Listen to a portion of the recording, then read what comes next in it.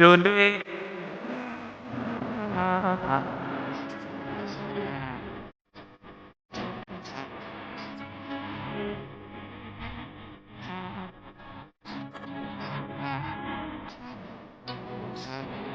Friends, good morning, welcome back to my channel. তোমরা সবাই কেমন আছো? আশা করছি তোমরা সবাই খুব খুব ভালো আছো। তো আজকে দেখতে পাচ্ছ সকাল সকাল উঠে চান টান করে ফেলেছি।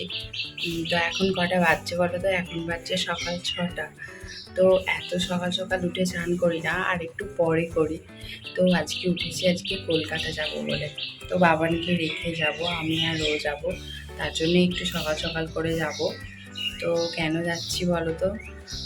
কেন যাচ্ছি, কিসের জন্য যাচ্ছি, তোমরা পুরোটাই দেখতে পাবে সব আমার ব্লগে। তো চলো, রেডি হয়ে তোমাদের সাথে দেখা হচ্ছে। দেখো, আমি ফাইনালি রেডি হয়ে নিচে চলে এসেছি, আর ও এখন গাড়ি বের করছে, আর আমি সেই সময়ে একটু ভিডিও করে নিলাম। চলো এবার যাওয়া যাক। এখান থেকে স্কুটি করে সোজা যাব ব্যান্ডেল স্টেশন। এখন আমরা কোথায় আছি বলো তো? এটা হচ্ছে রাজহাট। এবার রাজহাট থেকে আর একটু কিছুক্ষণ গেলেই ব্যান্ডেল স্টেশন পৌঁছে যাব। তো চলো, ওখানে গিয়ে দেখা হচ্ছে তোমাদের সাথে। এখন আমরা ব্যান্ডেল লোকালে বসে আছি, দেখতেই পাচ্ছ ট্রেন ছেড়ে দিয়েছে। তো আর স্টেশনে এসে ভিডিও করার সময় হয়ে ওঠেনি, কারণ ট্রেন ছাড়ার সময় হয়ে গিয়েছিল। আমরা এখন যাব কলেজ স্ট্রিট, তাই হাওড়ায় নেমে কলেজ স্ট্রিট যাবার বাসটা ধরে নিলাম। বাসে কোনো বসার জায়গা ছিল না, তাই আমরা এখন দাঁড়িয়ে দাঁড়িয়ে যাচ্ছি। কলেজ স্ট্রিটে আমরা নেমে পড়েছি। কলেজ স্ট্রিট থেকে দেখো নেমেই সামনেই আদি মোহিনীমোহন কাঞ্চিলাল। তো এখানে কিসের জন্য এসেছি তোমরা নিশ্চয়ই আমার থাম্বনেলে নিশ্চয়ই দেখে বুঝতে পেরে গেছো। তো আমার দাদার বিয়ে সামনেই, তার জন্যই কিছু কেনাকাটা করতে এসেছি। এখানে প্রথমে না ঢুকে একটু ব্রেকফাস্ট সেরে নিলাম। তো এবার আমরা ফাইনালি ঢুকবো। তো যেটা কিনতে এসেছি সেখানে আর গ্রাউন্ড ফ্লোরে কিছু পেলাম না। ওনারা বললেন যে ওপর ফ্লোরে আছে, তাই আমরা ওপরে উঠে পড়লাম।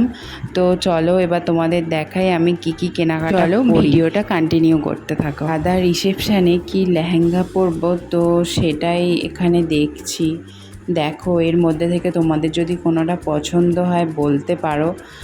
আর দেখো এখান থেকে আমি কোনটা পছন্দ করি। ওনারা বললেন এভাবে আপনি কিছুই বুঝতে পারবেন না, এগুলো খুলে একটা ট্রায়াল নিয়ে দেখুন, তবে বুঝতে পারবেন। তো এর মধ্যে আমার যতগুলো পছন্দের ছিল তো ততগুলোই আমি ট্রায়াল নিয়ে দেখছিলাম। তোমাদের দাদাভাইকে জিজ্ঞাসা করছিলাম যে আমাকে কোনটাতে বেশি ভালো লাগছে বলো। ও তো কিছুই বলছে না, ও বলছে তোমার যেটা পছন্দ তুমি সেটাই নিতে পারো। তাও ও না বললে আমি ঠিক স্যাটিসফাইড হই না।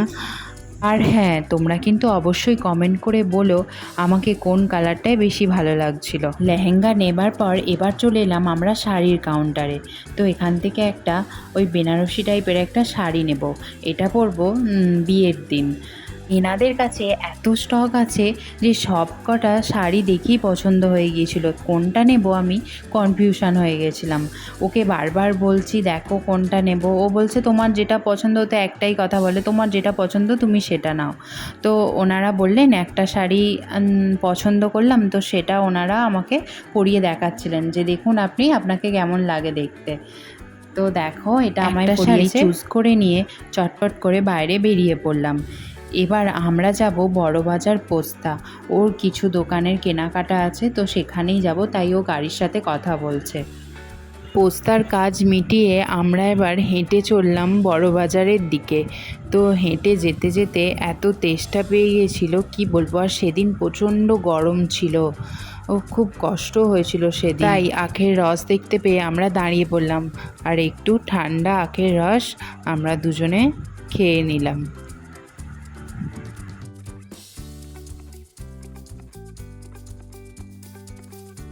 বড়বাজারের কাজ মিটিয়ে আমরা হাওড়া স্টেশনে এসে দেখি ট্রেন ছাড়ার মুখে, আর 1 মিনিট হলেই ট্রেনটা ছেড়ে দিত।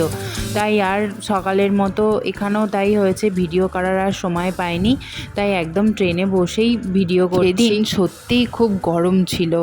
ও দেখো পুরো একদম মানে ঘেমে চান করে গেছে, আমারও তাই একই হাল হয়েছে। তো এই গরমের কষ্ট উপভোগ করতে করতে আমরা চলে এলাম ব্যান্ডেল স্টেশনে। ও গ্যারেজ থেকে গাড়ি বার করতে গেছে আর আমি বাইরে দাঁড়িয়ে দাঁড়িয়ে ভিডিও করছি।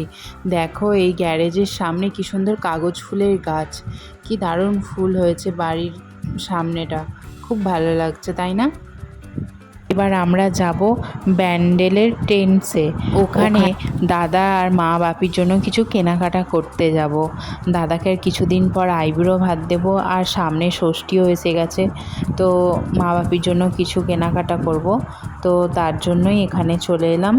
দেখো আর ভেতরে ভিডিও করলাম না, তো আমাদের কেনাকাটা করে বাড়ির দিকে রওনা হলাম।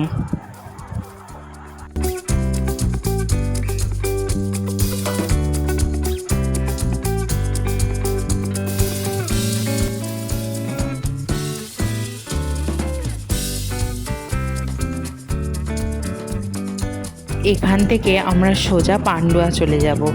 তো যেহেতু বাড়ির পাশ দিয়ে যাব, তাই বাড়িতে কিছু ব্যাগপত্র রেখে গেলাম, কারণ এত ব্যাগপত্র নিয়ে যাওয়া সম্ভব হবে না। তাই কিছু ব্যাগপত্র রেখে দিয়ে সোজা চলে এলাম পান্ডুয়ায় টেলারিংয়ের দোকানে। এখান থেকে আমি সমস্ত ব্লাউজ তৈরি করাই, আর এই যে লেহেঙ্গা শাড়ি যেগুলো কিনেছি তারই ব্লাউজ তৈরি করতে দিতে চলে এলাম।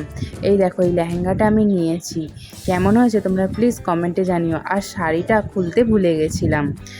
পান্ডুয়ার কাছাকাছি যাদের বাড়ি আছে তারা এখান থেকে ব্লাউজ বা চুড়িদার এসব তৈরি করাতে পারো। এনারা দামটা একদম ঠিকঠাক নেন, না কম না বেশি, একদম ঠিকঠাক রেটে নেন, আর খুব সুন্দর দারুণ ফিটিংও করেন। আমার তো খুব পছন্দ। আমাদের টেলার্সের দোকান থেকে বেরোতে বেরোতেই সন্ধ্যা হয়ে গিয়েছিল, তাই পাশেই ওখানে একটা চপের দোকান দেখতে পেয়ে ও দাঁড়িয়ে পড়লো, বললো ওখান থেকে বাড়ির জন্য কিছু চপ কিনে নিই, গিয়ে সবাই মিলে মুড়ি খাওয়া হবে। তাই আমরা এখন দাঁড়িয়ে এখানে চপ কিনছি।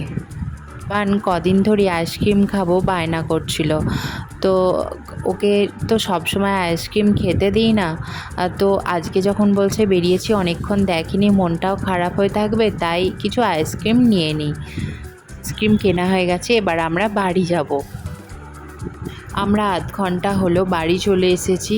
তো ফ্রেশ হয়ে নিচে এসে বাবানকে আইসক্রিমটা দিয়েছি, তো ওটার ফ্রিজে ঢোকায়নি, বাইরে ছিল তাই গলে গেছে। অত ঠান্ডা তোকে খাওয়াবো না, ওকে বলছি আমি খাইয়ে দিই, কিন্তু ও শুনছে না, একা একাই খাচ্ছে দেখো। তো বন্ধুরা আজকের মতো ভিডিওটা এই পর্যন্তই রাখলাম। তোমাদের যদি ভিডিওটা ভালো লেগে থাকে প্লিজ লাইক কমেন্ট শেয়ার ও সাবস্ক্রাইব করে চ্যানেলটির পাশে থেকো। আরও নেক্সট ব্লগে তোমাদের সাথে দেখা হচ্ছে। তোমরা সবাই ভালো থেকো, সুস্থ থেকো। চলো টাটা, বাই।